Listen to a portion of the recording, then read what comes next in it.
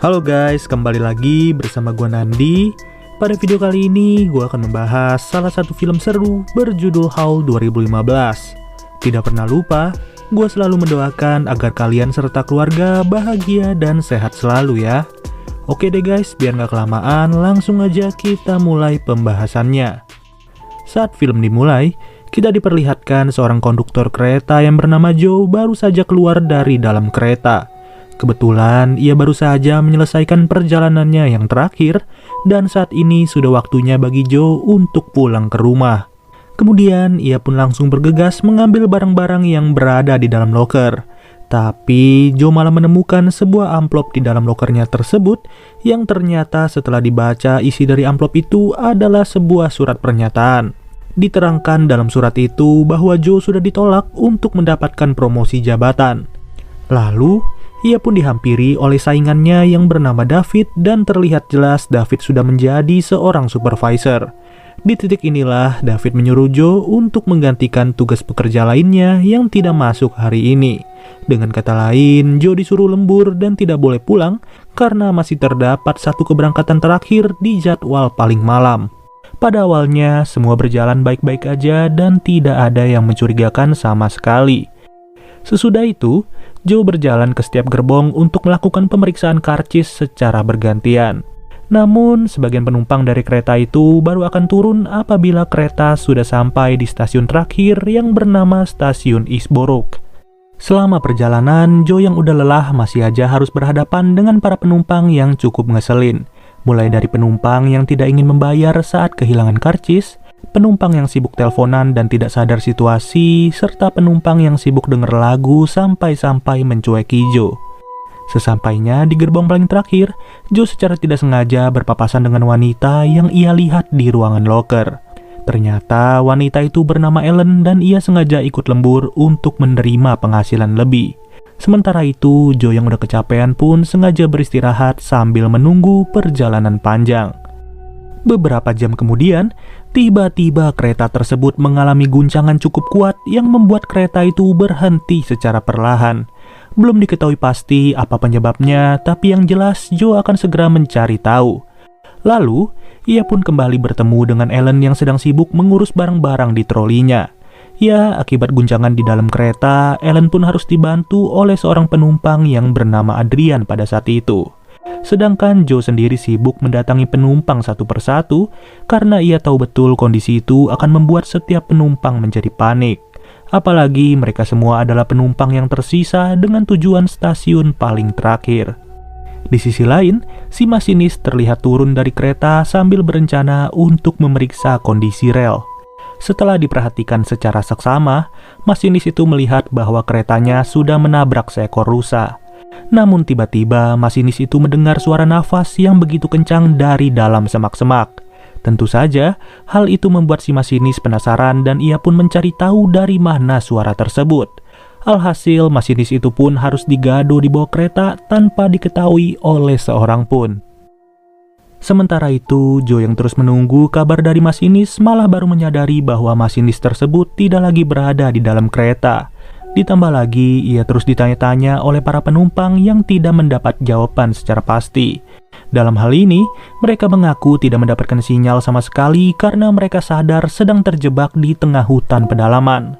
Alhasil, seluruh penumpang pun merayu Joe untuk membuka pintu kereta secara manual, yang tentu saja Joe tidak akan membiarkan mereka untuk keluar dari kereta ini atau ia akan dipecat. Sampai pada akhirnya, Joe kalah suara dan ia pun membiarkan setiap penumpang untuk turun dari kereta. Ya, paling tidak mereka semua masih bisa berharap akan sampai ke stasiun terdekat yang berjarak 8 km. Akan tetapi, harapan mereka pun langsung pupus ketika Joe melihat jasad si masinis yang sudah berantakan. Kalau udah kayak begini kondisinya, setiap penumpang malah tidak sabaran sampai-sampai penumpang lansia sudah tertinggal di belakang mereka. Akibatnya, istri dari si kakek menjadi yang paling terakhir untuk masuk dan membuat kakinya terjepit pintu kereta. Bahkan tidak hanya terjepit, kaki si nenek malah digigit juga oleh makhluk misterius yang tidak jelas itu apa. Untungnya kaki nenek tersebut tidaklah putus walaupun terdapat luka gigitan yang sangat parah. Mengetahui ada yang tidak beres, mereka semua cuma bisa menahan rasa takut dan tidak bersuara sedikit pun. Dari sini, orang-orang yang tadinya tidak saling kenal langsung terbiasa untuk membantu satu sama lain. Kemudian, Joe yang tidak mendapatkan jawaban dari kantor pusat pun dihampiri oleh salah satu penumpang bernama Billy. Billy berkata bahwa mungkin saja ada kerusakan di salah satu komponen kereta yang mengakibatkan kereta terhenti dalam seketika. Meskipun begitu, masih sangat berbahaya untuk turun keluar sana dalam keadaan terdesak seperti ini. Kini, mereka semua cuma bisa menunggu dan menunggu sambil memikirkan solusi yang paling efektif. Namun lagi-lagi, mereka kembali mendengar suara aneh yang berasal dari dalam gerbong kereta. Mendengar hal itu, Joe memberanikan diri untuk mencari tahu sambil didampingi oleh Billy dan juga Adrian. Mereka bertiga pun berjalan berdampingan untuk mencari sumber suara yang terdengar dari dalam kamar mandi. Akan tetapi, baru saja mereka bersiap untuk ancang-ancang, ternyata di dalam kamar mandi itu malah terdapat seorang penumpang yang bernama Paul. Waktu demi waktu berlalu, bekas gigitan di kaki si nenek malah terlihat infeksi dan juga semakin parah. Kondisi itu pun membuat Ellen bersama penumpang wanita yang bernama Katie semakin was-was dan juga cemas. Hanya saja mereka tidak bisa berbuat banyak selain memperhatikan kondisi si nenek yang terus memburuk. Sampai suatu ketika terdengar bunyi alarm yang begitu keras dari salah satu handphone mereka semua. Ternyata suara itu berasal dari penumpang yang bernama Nina dan hal tersebut membuat dirinya harus diketahui oleh makhluk misterius. Akibatnya ia pun jadi santapan makhluk itu secara hidup-hidup karena tindakan cerobohnya. Mengetahui gerbong itu tidak lagi aman, Joe langsung memimpin mereka untuk bergeser ke gerbong berikutnya. Tapi lagi-lagi, Katie masihlah tidak terima dengan kematian Nina dan ia terus menyalahi salah satu penumpang bernama Matthew. Pada prinsipnya sih, niat Matthew sangatlah baik karena ia sengaja menarik tubuhnya Katie yang terus-terusan mencoba menolong Nina. Tidak ingin cuma berdiam diri, Joe bersama yang lainnya berantusias untuk mencari senjata darurat di dalam kereta itu. Yang dimana mereka semua membuat pelindung kaca dan juga pintu di dalam gerbong itu dengan memanfaatkan berbagai kerangka dari kursi kereta. Namun sebaliknya, keberadaan Paul tidaklah begitu berarti karena ia hanya bisa mules dan mules setiap saat. Sehabis kerja bakti yang cukup melelahkan, Joe, Ellen, dan juga para penumpang pun beristirahat sejenak sambil was-was satu sama lain. Mengejutkannya, si nenek malah muntah darah secara mendadak sampai-sampai membuat seisi kereta menjadi histeris. Di samping itu, Joe menyadari ada satu penumpang yang tidak terlihat di gerbong ini. Yang tidak lain tidak bukan, orang itu adalah Paul si beban. Tapi rasa mules yang ditahannya selama ini malah berujung malapetaka ketika makhluk pemakan manusia mulai mengetahui keberadaannya itu. Ujung-ujungnya sudah bisa ditebak Paul menjadi santapan paling empuk bagi makhluk tersebut. Sementara itu, Joe malah terkunci di dalam gerbong yang sama karena Adrian terlanjur panik dan berusaha kabur dari kereta. Tapi tetap saja pintu itu tidak akan terbuka karena satu-satunya kunci sedang berada di kantongnya Joe. Alhasil, Joe pun diselamatkan dalam waktu yang begitu mepet karena makhluk itu sudah berada di depannya. Sialnya, usaha mereka tidaklah berlangsung lama ketika penahan pintu itu harus terjatuh dalam sekejap. Dari scene ini, terlihat jelas seperti apa wujud makhluk yang meneror mereka sedari awal. Tubuh sebesar bagong dan muka seseram itu sudah pasti doyan manusia. Hanya saja, makhluk misterius itu tidak sadar diri bahwa ia berada di kumpulan orang-orang yang sudah panik. Jadinya, makhluk itu malah dikeroyok secara bergantian seolah-olah tidak ada harga diri. Ya, lagi pula mereka semua memegang senjata satu sama lain sedangkan makhluk itu cuma datang sendirian aja. Setelah puas membantai, mereka pun berbincang satu sama lain dan menyimpulkan bahwa makhluk ini adalah seorang werewolf. Dengan kata lain, yang memberi teror kepada mereka sedari awal merupakan perwujudan manusia setengah serigala. Pernyataan itu juga diperkuat karena makhluk tersebut menggunakan cincin di jari tangan selayaknya seorang manusia. Sudah jelas hal ini membuktikan bahwa di tempat ini pernah terjadi kejadian yang sama dan membuat setiap korbannya bermutasi secara genetik. Gak lama dari itu, si nenek yang semakin parah pun mulai menunjukkan tanda-tanda terinfeksi. Adrian yang mengetahui hal tersebut langsung berniat untuk membunuh si nenek, yang ujung-ujungnya ia tidak mampu berbuat banyak karena dihalangi oleh tiap orang. Dengan demikian, Adrian yang sering bertindak seenaknya sedari awal membuat Joe yakin untuk mengikatnya bersama si nenek. Lalu, Billy tiba-tiba memberanikan diri untuk mengajak Matthew dan menemaninya mencari kerusakan pada komponen kereta. Tapi lagi-lagi, ketika Billy sedang sibuk memperbaiki selang yang bocor, Matthew malah salah fokus karena ia mendengar suara jeritan wanita dari dalam hutan. Gawatnya, ia malah penasaran di waktu yang tidak tepat dan membuatnya berjalan masuk mencari suara itu. Rasa penasaran Matthew pun langsung terjawab ketika ia melihat Nina yang berada di atas pohon sedang digado oleh para werewolf.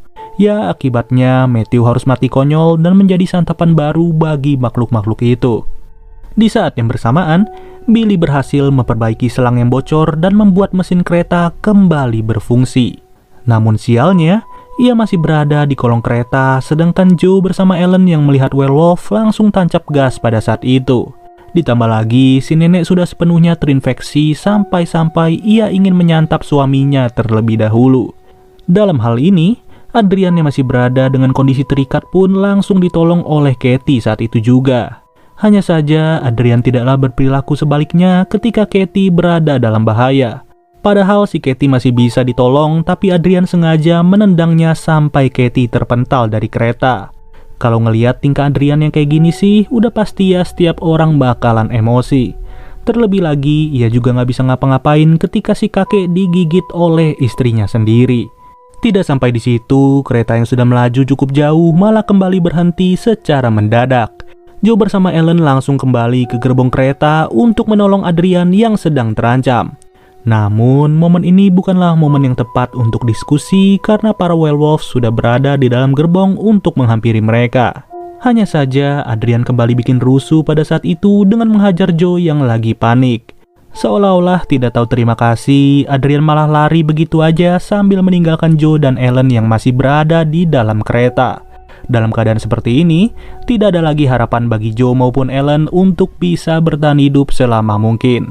Namun beruntungnya masih ada satu orang baik, yaitu Billy yang berhasil selamat, dan di saat itulah ia menarik perhatian para werewolf untuk menghampirinya yang berada di dalam kereta. Tanpa basa-basi, Billy pun menyuruh Joe maupun Ellen untuk kabur meninggalkan dirinya, yang sudah jelas mereka berdua pun langsung berlari sekencang-kencangnya. Ditambah lagi, kebersamaan mereka tidaklah berlangsung lama ketika Joe memutuskan untuk berdiam diri di hutan ini. Ya, walaupun ia tahu bahwa jarak ke stasiun terakhir sudahlah dekat, tapi tetap saja ia berniat memperbesar peluang Ellen untuk tiba dengan selamat. Jadinya, Joe pun harus berhadapan dengan para werewolf sendirian aja sampai-sampai ia tidak sanggup lagi untuk bertahan. Beberapa menit setelahnya, Ellen terlihat sudah tiba di stasiun paling terakhir yang selama ini diperjuangkan. Tanpa kereta, tanpa masinis, tanpa penumpang, dan juga tanpa teman kerja, Ellen datang dengan penuh luka sambil membawa name tag bertuliskan nama Joe. Di sisi lain, Adrian yang benar-benar egois terlihat masih terjebak di dalam hutan sendirian aja. Ya, syukurin gak bisa pulang dengan selamat, apalagi ia harus berhadapan dengan Joe yang kini sudah menjadi werewolf sepenuhnya. Udah dipastikan Adrian bakal jadi santapan paling enak untuk dimakan oleh Joe pertama kali. Pada intinya sih, film ini mengajarkan kita bagaimana tindakan egois dan juga penasaran di tempat yang salah akan membawa malapetaka. Apalagi sifatnya Adrian yang super ngeselin sudah pasti nggak baik untuk ditiru ya guys.